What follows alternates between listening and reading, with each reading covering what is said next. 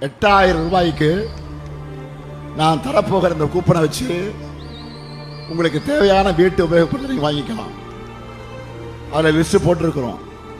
Washing machine, fridge, TV, grinder, mixie, microwave அவன், induction stove. இதில் எதை வேண்டுமானாலும் இப்போவே பெண்கள் எல்லாம் டிஸ்கஸ் பண்ண ஆரம்பிச்சுட்டாங்க.